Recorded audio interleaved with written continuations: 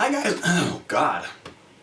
My voice is still cracking and I'm 24. It's never gonna stop. Hi guys and welcome back to Slice of Mike. Today I'm discussing Station 11 by Emily St. John Mandel, which sounds like a hipster band I would love to listen to someday. This book has been taunting me in the bookstore for a few months, and I decided to pick it up because it's just the kind of book you buy when you have 20 other books waiting to be read at home, or at least that's what happened to me. I'm so glad I picked it up because this is the best book I've read in at least a few years. I will tell you why a little further in the review, but let me start with just a brief plot synopsis. Station 11 takes place 20 years in the future from today after a killer flu has hit the world and 99.9% of the population is dead. In this post-apocalyptic setting, there is a group known as the Traveling Symphony, which is a collection of musicians and actors who travel around what used to be the United States and play music for various towns and groups of people. One of the main characters in this book is named Kirsten. She's an actress in the Traveling Symphony, and she was only 8 when the plague hit. We meet some of the other members of the Traveling Symphony through Kirsten, but they're not really the focal point of the story.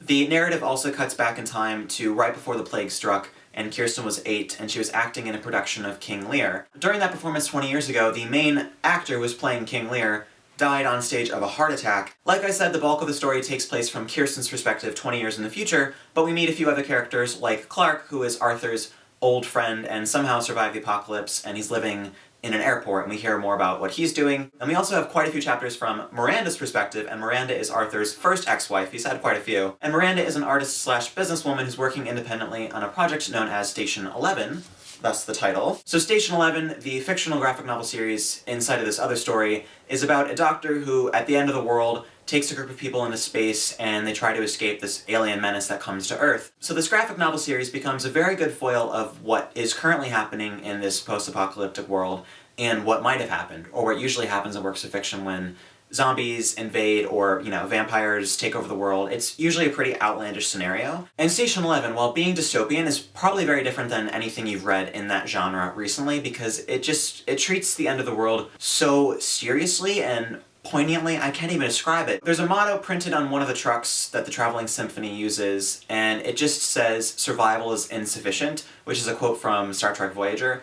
And the reason that's on their truck is because everyone always asks them in this, end-of-the-world scenario, why do you continue to play music? There are more important things in life, like surviving. And their response is, surviving isn't enough. It's such a beautiful feeling to know, to imagine that when the world ends, people are still going to form friendships, and they're still going to fall in love and build communities and do all the things that we do today. And the writing is really beautiful too. It just talks a lot about the landscape and the beauty that's creeping back into the world now that our species has gone for the most part. I honestly was on the verge of tears like every other page throughout this book because it's so touching and heartwarming, and the characters are conflicted, but in the end, most of them make decisions that benefit other people and not just themselves.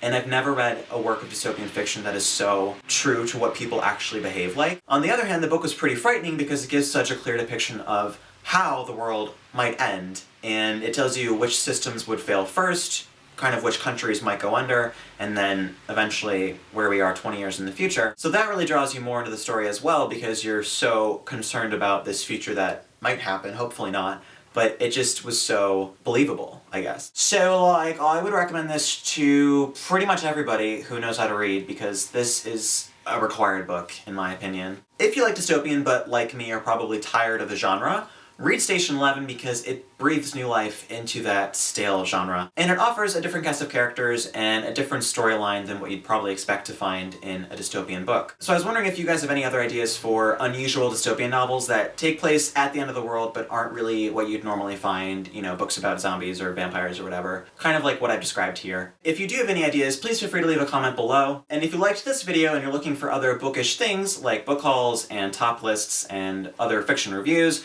you probably want to subscribe to my channel. I upload 2 times every week. My next video is going up this Friday, and that's going to be a review of Fairest by Marissa Meyer, so if you're interested in hearing more about that book, subscribe to my channel and you'll get an update when that video goes online on Friday. Until then, it was nice talking to you guys, or myself rather, and I will see you all on Friday. Bye!